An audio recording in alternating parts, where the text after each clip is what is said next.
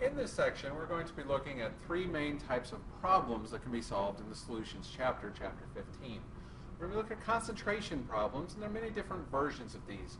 They're your standard finding the concentration problems, using it with molarity, using the various units, mass percent, molarity, molality. There are dilution problems, which are a form of concentration problem, where we're changing the concentration of the solution to prepare a more dilute version of the solution. And then we're going to look at a beginning of the acid-base idea with looking at a neutralization problem. We'll finish up today with a brief discussion also at the last of the more conceptual things dealing with colligative properties. The first formula we want to look at is mass percent. Mass percent is the mass of a solute divided by the mass of a solution times 100. Please pay close attention to the fact here that it is solution, not solvent. Solvent is only the thing that is dissolving in. Solution is both the solute plus the solvent, so those must be added together when doing these types of problems. Let's look at an example here. What is the mass percent of sodium chloride of 75 grams is dissolved in 150 milliliters of water? So we're going to take here and find mass percent. Mass percent is equal to the grams of solute, so in this case 75 grams, divided by the grams of solution. So the solute, the NaCl, plus the solvent, water. Now remember, water has a density of 1 gram per milliliter. 1 gram per milliliter means that if we have 150 milliliters, we would have 150 grams in the solution. So we're going to take that, then multiply by 100 when we are finished to get a percentage.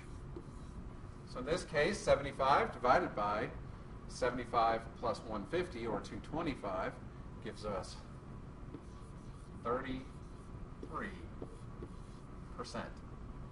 Two significant figures because of the two significant figures in 75. The next type of problem that we want to look at after mass percent is another unit of concentration, the most common unit of concentration that we will use in this course, molarity. Molarity is moles of solute divided by liters of solution. This is a unit that we used a lot in the fall, and we covered when we were covering stoichiometry in the fall, but I want to review it here quickly. So in this case, in this problem, we want to find the molarity of a 15-gram solution of NH3 dissolved in 250 milliliters of water. Our first step is going to convert grams to moles. So we have 15 grams NH3. We need to convert that to moles. So we'll have 1 mole NH3 on the top. We'll have the molar mass of NH3 on the bottom, which is nitrogen, 14.01, plus 3 hydrogens, 1.01 each, giving us a total of 17.04. Divide 15.0 by 17.04, keeping the 3 significant figures, you get 0.880 moles of NH3. We're then going to divide that by liters to get to molarity. So 0.250 liters, 250 milliliters converted to liters. There are 1,000 milliliters in a liter. Divide the two, keep to 3 significant figures, and we get 3.52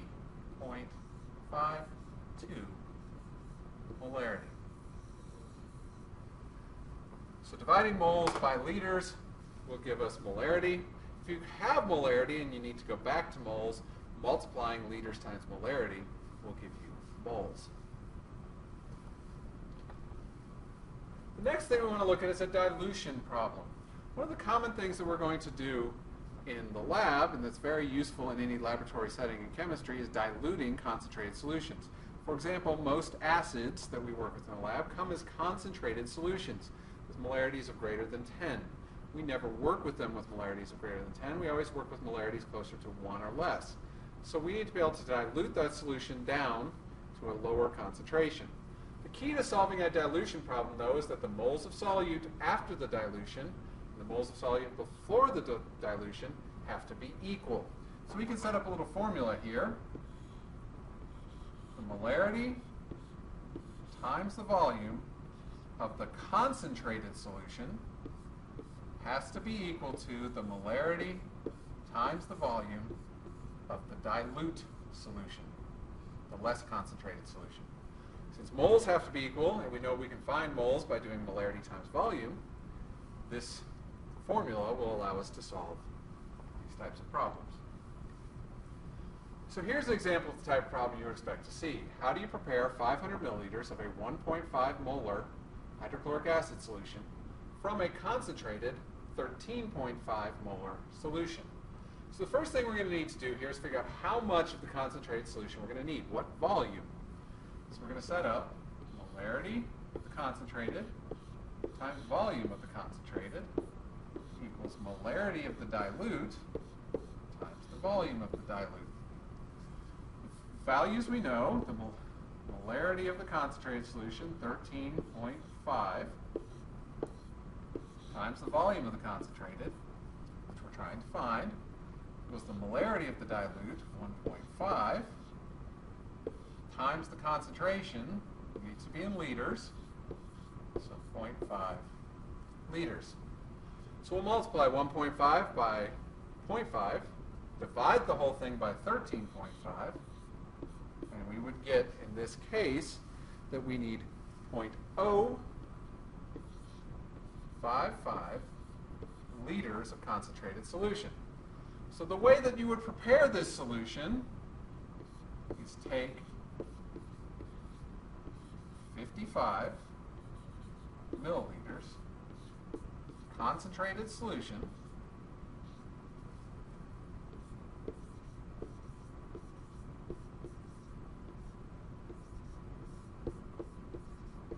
add it to a flask, graduated cylinder, whatever we happen to use, and then add enough water to get to a final volume of 500 milliliters. So in this case, we would be adding an extra 445 milliliters of water to 55 milliliters of 13.5 molar solution. So if I wanted to prepare that solution, I would take 55 milliliters of the concentrated, add it to flask beaker, and then add the additional 445 milliliters of water necessary to get to a total volume of 500. We did a lot of stoichiometry back in the fall dealing with molarity. Just a reminder of how we would do this. We want to write the balanced equation, or the net ionic equation if there's a net ionic equation. Calculate the moles of reactant. If there's a limiting reactant necessary, we first figure out what the limiting reactant is. To figure out the limiting reactant, make sure to find the moles of product that are produced from each reaction, and based on the one that produces the least amount of product, that will be the limiting reactant. Use stoichiometry to convert to moles of the reactant or product you're looking for, and then if you need to, convert to any other units. Let's look at an example of that. How many grams of copper will be required to completely replace silver from 208 milliliters of a 0.100 molar solution of silver nitrate? So this is a single replacement reaction. So the first thing we need to do is write the balanced equation.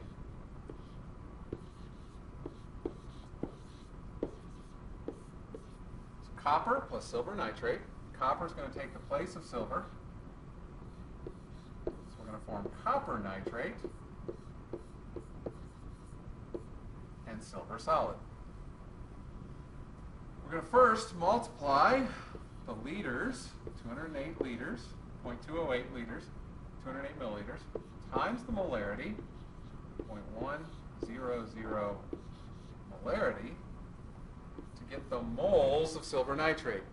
In this case, we have 0.0208 moles of silver nitrate. Now we can use stoichiometry. 0.0208 moles of silver nitrate there's a 1-to-1 ratio here, so 1 mole copper for every 1 mole silver nitrate. And then we want to go to grams of copper. So the molar mass of copper, 63.55 grams of copper for every 1 mole of copper. Multiply 0.0208 times 1 divided by 1 times 63.55 divided by 1, and we get the answer here, 1.32 grams copper. Be on the lookout, though, if you're given information about both reactants, we would need to find the limiting reactant. In this case, we're only given information about one of the reactants. Now, when we're talking about concentration, there is another unit that we can use. This is known as molality. Molality is moles of solute per kilogram of solvent. It's given a little m instead of a big M. It's moles per kilogram instead of moles per liter. So an example here. Calculate the molality of 320 grams of CCl4 in 3.5 kilograms of benzene. So we need to take 320 grams CCl4 and change it to moles. So 1 mole CCl4.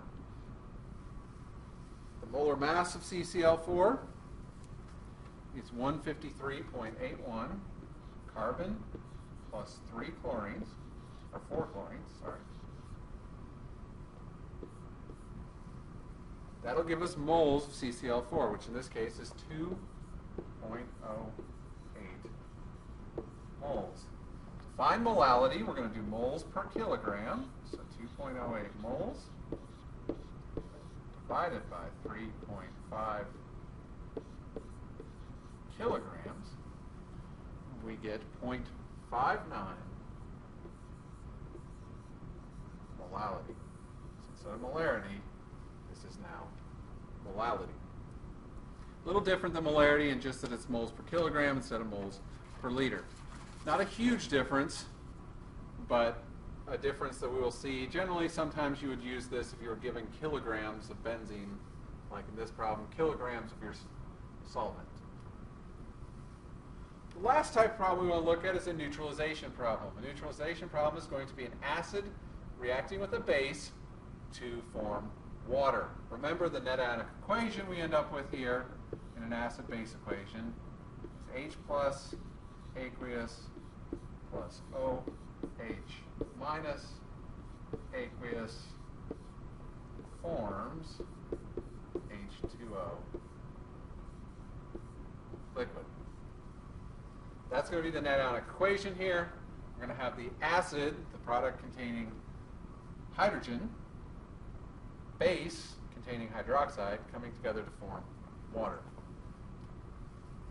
So in this case, how many milliliters of 2.0 molar HCl is required to neutralize 250 milliliters of 1.2 molar calcium hydroxide?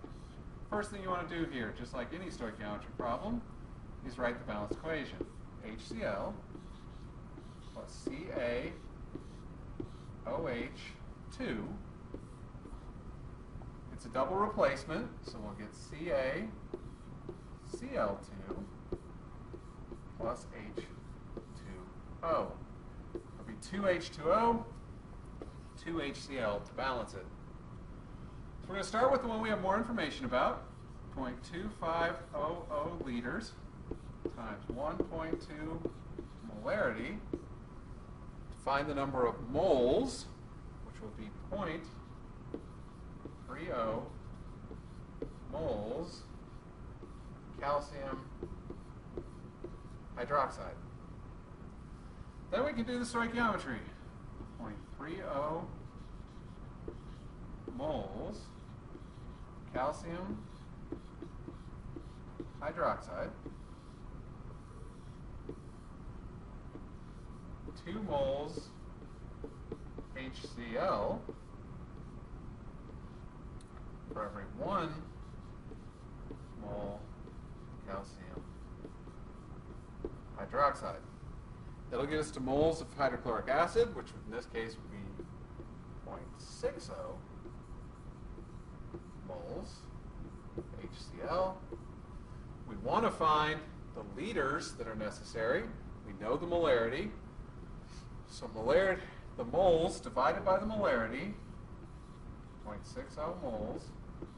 We know from the molarity that for HCl, for every 1 liter, there are 2.0 moles. That's the molarity that told us that. Big capital M tells us moles per liter. We can flip it either way. In this case, we're trying to cancel moles, so moles would go on the bottom. And we would get 0.30 liters.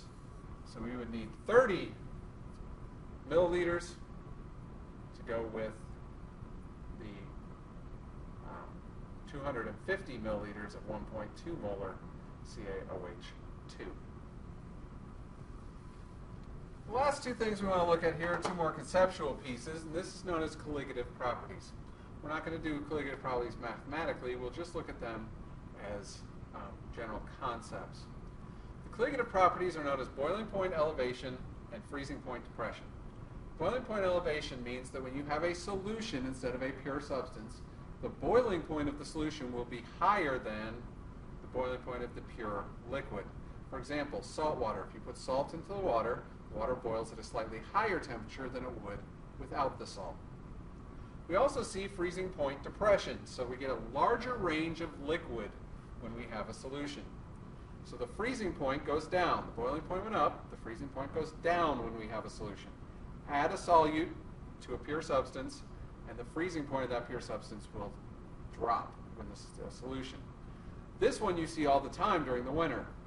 When we want to get rid of ice, we add salt to the ice on the roads. That salt lowers the freezing point of the ice, generally below the freezing point that we are looking at for that given day, so that the roads do not freeze. So by adding something to a pure substance, making a solution, we raise the boiling point, we decrease the freezing point.